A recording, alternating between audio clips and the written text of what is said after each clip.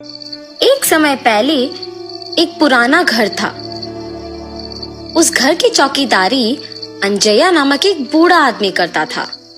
अंजया अपने पोती शिरीषा के साथ रहता था। उन दोनों के अलावा और कोई नहीं था। अंजया बहुत मेहनत करता था।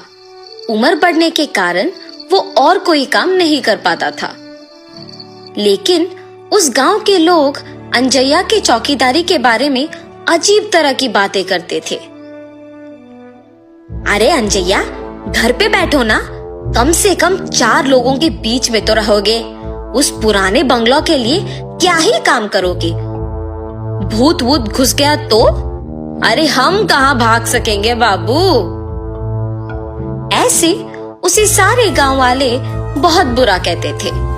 इतना ही नहीं, अंजया की पोती के साथ कोई नहीं खेलता था। नमस्ते दोस्तों, मेरे चैनल को सब्सक्राइब करो और वीडियो को लाइक और शेयर भी करना। बोलो जय माँ काली। तुम पाठशाला क्यों नहीं आई पूजा? तुम्हारे बगल में बैठने के कारण मेरे माँ बाप मेरा पाठशाला ही बदल दे रहे हैं।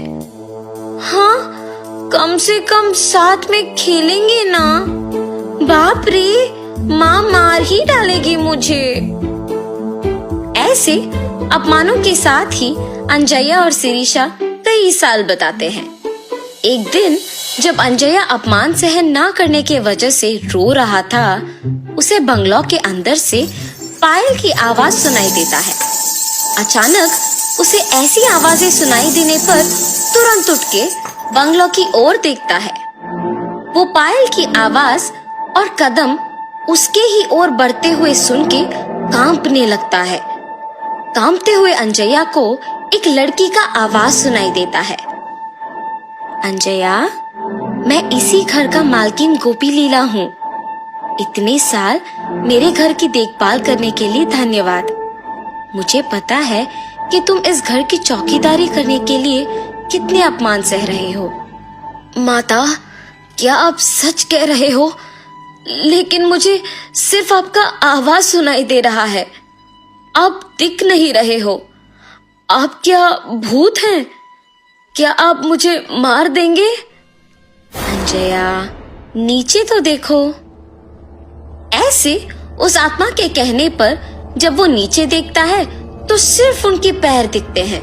वो पैर दिखने में बहुत ही सुंदर थे और पायल से सजे हुए थे, मगर सिर्फ उनके पैर दिखने के कारण अंजया दंग रह जाता है।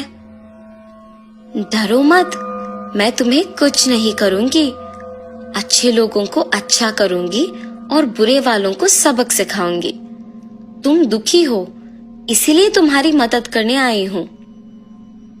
उसकी बातें सुनकर डर के मारे अंजया कहता है, माता, पहले से ही गांव में सारे लोग यही सोच रहे। नमस्ते दोस्तों, मेरे चैनल को सब्सक्राइब करो और वीडियो को लाइक और शेयर भी करना। बोलो जय माँ काली। हैं कि हम में भूत घुसा है। लगता है कि आप वो बात सच करने वाली है। हमें आपकी सहायता की कोई जरूरत नहीं है। कृपया मुझे छोड़ दीजिए। ये कह के रोता है। जब वो आत्मा कहती है, ठीक है, मैं अपने पायल यहीं पे छोड़ रही हूँ। ये अपने पोती को बांधो, सब अच्छा ही होगा। मेरे घर के लिए तुमने आज तक इतना काम किया है, उसके लिए बस ये एक छोटा सा तोहफा समझो। ये पायल बांध के जो भी मांगोगे वो पूरा हो जाएगा। भूलना मत। अपने पोती के साथ अब से खुश रहोगे। अब से यहाँ आके काम करने की जरूरत नहीं पड़ेगी तुम्हें। ऐसे उन पायल को वहां छोड़ के गायब हो जाती है।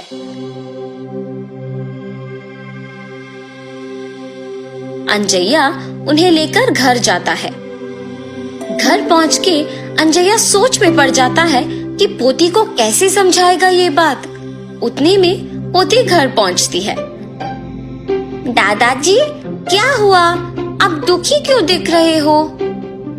शिरीषा, मैं तुम्हें एक बात बताऊंगा, मगर तुम्हें डरना नहीं है, ठीक है? ऐसे शिरीषा को सब कुछ बताते हैं। दादाजी के हाथों से पायल लेके कहती है, हाय भगवान, कितने सुंदर पायल है।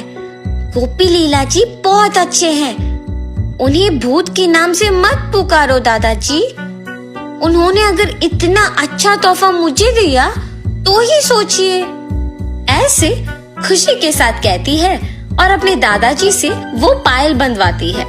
बेटी शिरीषा, याद है ना, इन पायल को पहन के जो भी मांगो वो हो जाता है, इसीलिए ध्यान से रहना। सब कुछ पता होने के बावजूद शिरीषा बिना कोई डर के साहस के साथ उन पायल को बांध के पूरा घर चलती रहती है। उस रात को शिरीषा को खिला के सुलाने के बाद अंजया भी सो जाता है। शिरीषा पायल के सहारे उड़ते हुए नीचे का सारा धरती पूरा सुंदर दिखते हुए, उसके ही साथ सारे पक्षी उड़ते हुए बादल के बीच में से हंसते हुए खेलते हुए दिखाई देता है। कितना सुंदर सा भावना है। ऐसे सोचती ही है कि उतने में उसे गोपी लीला उसके ही जैसे पायल बांध के घर में दौड़ना दिख जाता है। गोपी लीला अपने पायल को छू के कुछ सोचती है और आंख खोलते ही उसके सामने एक बड़ा सा हाथी होता है। उस पे बैठ के उसके साथ कुछ बच्चों को भी बिठा के सैर करती है। नमस्ते दोस्तों, मेरे चैनल को सब्सक्राइब करो और वीडियो को लाइक और शेयर भी करना। बोलो जय माँ काली। शिरीषा इस सब का यकीन नहीं कर पाती है। अचानक जाग उठती है। ये सब मेरा सपना था। हाँ माँ, सच मान के डर गई।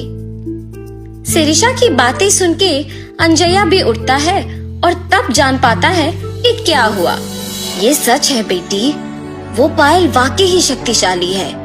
हमारे जीवन को बदलने के लिए, इतने साल के हमारे काम के लिए कृतज्ञ होके गोपी लीला जी ने इसे तोहफा के रूप में हमें दिया। अब ये तुम्हारे हाथों में है। तुम्हें जो मांगना है मांगो, लेकिन बुरा नाम मत लाना बस। अब सो जाओ बेटी, बहुत देर हो रहा है।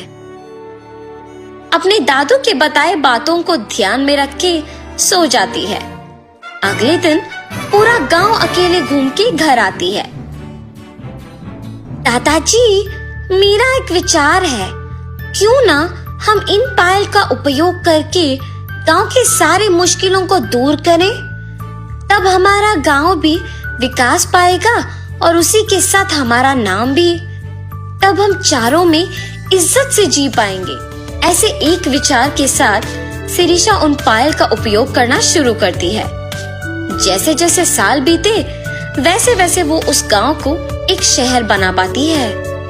एक समय में गांव का भला बुरा गोपी लीला ही देखती थी, मगर उनके चलने के बाद उन्हीं के दिए हुए पायल के सहारे शिरीषा उनकी आत्मा को शांति दिलाने के लिए उनके सारे ख्वाहिशों को पूरा करती है।